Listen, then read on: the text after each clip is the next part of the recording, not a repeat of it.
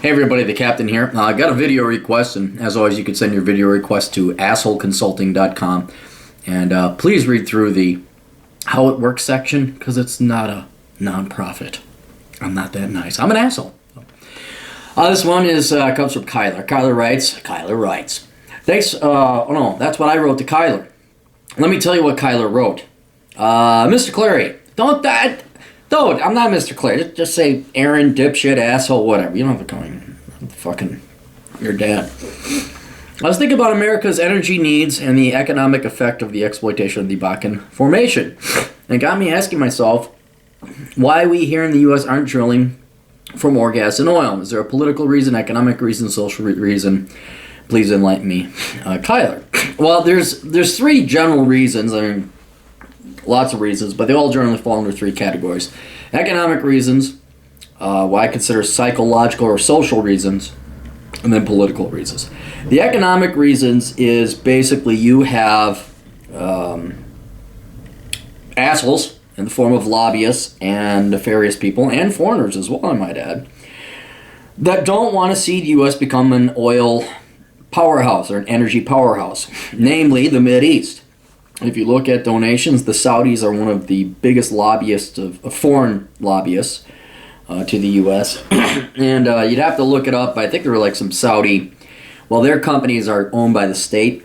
Regardless, whether they're privately held or publicly held, it doesn't matter, or public sector.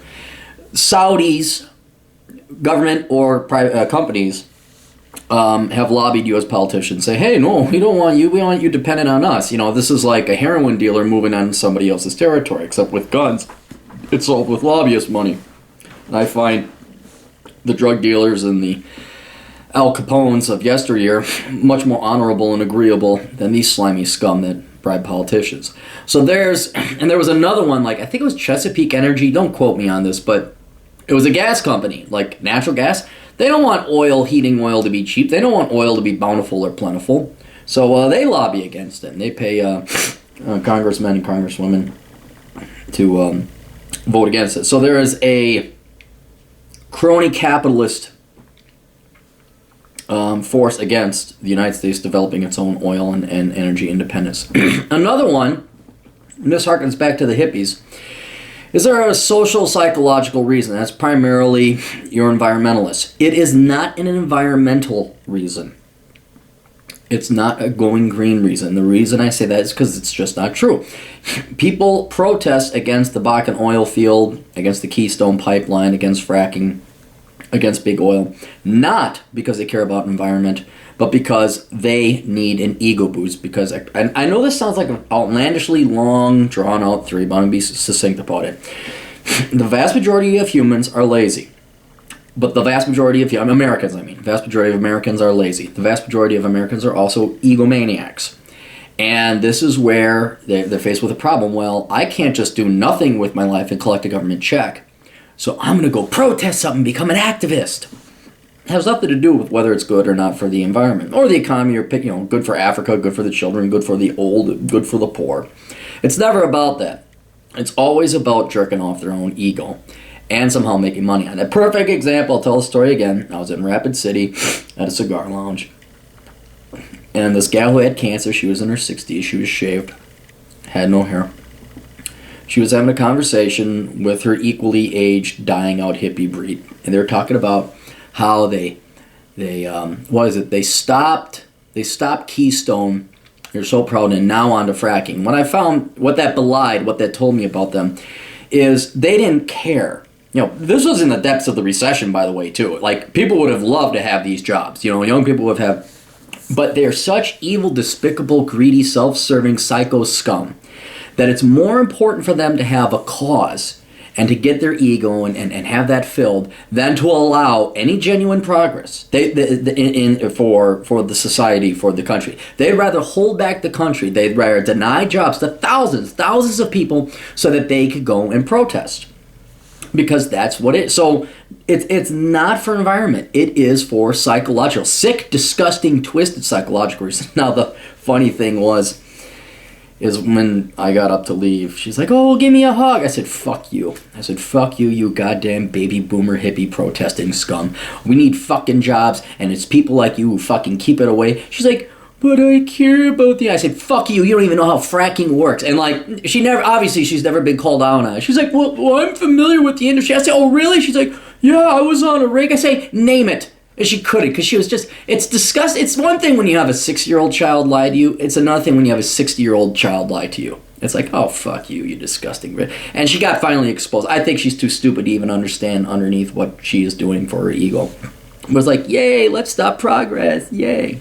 So, and then I said, you know what's great? You're going to be dead soon. And we're never going to have to deal with you obstructing our advancement or progress again. And fired up the old motorcycle, fuck you very much, and took off. So I'm glad I ruined her day. It's the least I can do for her ruining the country's life and the lives of millions. So never forget that. That is a huge, like these girls, you've seen them in high school, you've seen them in college. I'm a vegan, pick whatever your political crusade is. They join it so that they don't care about the kids. They don't care about the seals. They don't care about the whales. They don't care about the Guatemalans. They just care about themselves. All those kids, how many high school do-gooders, all these people that want to go to Africa and help out, at Peace Corps and AmeriCorps, how many of them are jumping at the opportunity to go to Liberia right now and help out with the Ebola scare? Right. It's only when they got clean running water and a gas-fueled bus that takes them there and they have clean living standards and then they fly the fuck out after they spend 2 weeks building a shitty freaking hut that never stands the test of time and never really genuinely helps out the African people. Finally, as a political reason, the movement, as I'm sure you're very well aware of this going green, protesting, I got a right to protest. Protest is the most patriotic form of patriotism. We have to save the environment, save the earth, the ozone layer. Did you recycle? I mean, it's pushed in high school, it's pushed in grade school, it's pushed in college. It's a brainwashing thing. It's a mental disease. It's what do they call it? Not a fanaticism. It's like when you get wrapped up in some kind of ism, like the Nazis. Everyone got riled up. Whatever. It's a fad, a bandwagon, whatever you want to call it. And politicians are astutely and acutely aware of this, and so politicians just placate to it. So when you have this group of psychopaths, these mentally deranged people, but they vote. Savvy politicians, immoral politicians, politicians that have no soul or moral compass or care, who only care about getting reelected, will play to that group so that he can get there or she can get the votes. And you saw that with Obama. He capitulated to this voting bloc, and again, he in doing so. His primary purpose, and other politicians, not just Obama, there's many other politicians that do this, his primary purpose was himself, was evil greedy to get reelected. But he never, I don't think he ever gave secondary consideration to the opportunity cost, what that cost people, like during a time of recession. He didn't care about those people because he's an ideologue, and he wants to get reelected. He's a career politician. Again, an evil, despicable person. And for those of you, I know a lot of people say, oh, it's because he's black and you're racist. My counter argument to that, which I really thought through, was this. So, I'd like to moon you, but that's where I draw the line.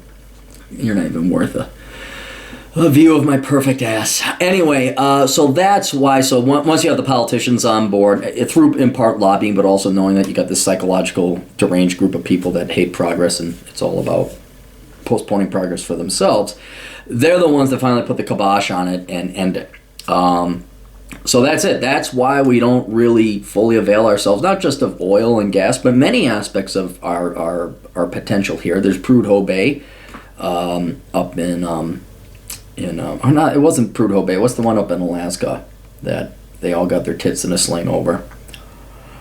I forgot. But it's not just oil and gas. There are other areas that we just don't allow ourselves to pursue. Nuclear energy, STEM.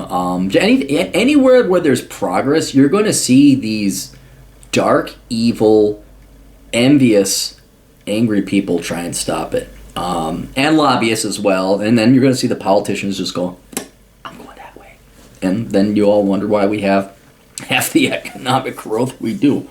But anyway, so that's why. I'm sorry, it's very dark, and that's the truth. But, maybe the truth gets out there, and I got this stupid dream, because most of YouTube guys, you're a little bit younger, that maybe you send this to your liberal buddies and your liberal friends and say, wake the fuck up! Because, as I like to say, I'm 60% dead, because that's my life expectancy. I'm almost, I'm on the better part of half my life being gone. You guys, it's your future now. I hate to sound like an old man like my stepdad, but, I'm glad I'll be dead in about 30 years. You're not. You got like 50, 60 years. Well, figure out if you want to be good or bad. That's all we got. Toodles.